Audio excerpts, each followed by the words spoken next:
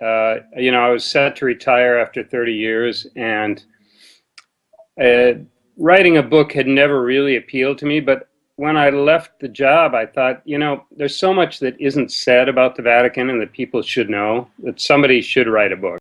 Yeah, I deliberately did that. I wanted, first of all, to take a storytelling approach. A lot of books have been written analyzing the Vatican and analyzing how the power structure works and breaking it down bureaucratically. And I thought that would be boring. Boring for me to write and boring to read. So I wanted to kind of show how the Vatican works, but through stories about real people and events that I had witnessed. And as I started writing it, I realized, I'm a character in this, and I might as well tell it, from my point of view. And especially because a good part of the book deals with how journalists approach the Vatican and some of the unique problems we face. And so I wanted to be able to tell that through my own voice. Yeah, a lot of reporters chase cardinals around, but the point is cardinals are used to that, and cardinals are very skilled at saying not much. They can talk and not give you much to hang your hat on as a journalist. I much prefer talking with middle level and lower level people who have seen just as much, maybe more, as these cardinals. And when you get them to talk, they'll tell you in detail what happened. So that's kind of why I look to them as good sources. It was just one of those situations where, the Vatican press director had thought, I've got the Pope to agree to meet these journalists one by one, and by God, I'm going to show these journalists that the Pope is still in full charge of, full control of his mental faculties. He's sharp as a tack. And by the time he brought us up there, half of us were 3 sheets to the wind. Yeah, first of all, in the newsroom itself, or in whatever the organization is where you work, trying to live the Gospels there among your colleagues, and in my case, with students. Because if I'm trying to love them, and they make it to love me to whatever extent, then that establishes the presence of Jesus among us on some level. That can be felt, depending on how mature it is. And then in turn, when I go out to interview, I try to love the subject I'm interviewing, or the student I'm teaching, or the audience who will view this film.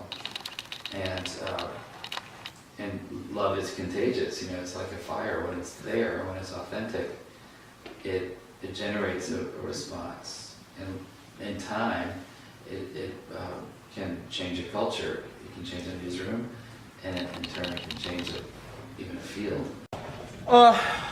Well, I mean, listen, the great thing about Tim Dolan is that he is willing to answer any question under the sun, and he always has something both interesting and typically funny to say about it, which is why I keep coming back to him as an interview subject, right? Because he's just the guy, the tank is never empty, So, I mean, if I were to do a volume 2, I would do the same thing I did with volume 1, which is take what's out there right now that people are talking about and interested in, and hit him with it. I mean, listen, I think one of the hot button questions out there right now, obviously it's kind of all Pope all the time now, but one of the Francis questions that a lot of people would want to ask is, are you guys going to change, what is going to change, okay, about the way you act as a bishop, the way you live as a bishop, the way you teach as a bishop? More generally, are the American bishops going to get a little less off the culture wars, more into the social gospel stuff because of Francis? I think it would be fascinating to sit down and have an extended conversation with Dylan about that. And now that we're talking, I'm going to be interviewing him again in a few days when I go over to Rome for the canonizations of John the 23rd and John Paul II, so maybe this is the conversation we'll have. All right, so if you see this piece in a couple weeks, you can think of this as the Tony interview. All right. Listen, I have no beef with anybody studying journalism. I think that's fine. But, the problem with a lot of coverage of the Catholic Church is that it's being done by people who, religiously speaking, are basically illiterate. I mean, that is to say, they really don't know any theology, they don't know any canon law, they don't know any liturgy, they don't know any church history, they don't know any scripture.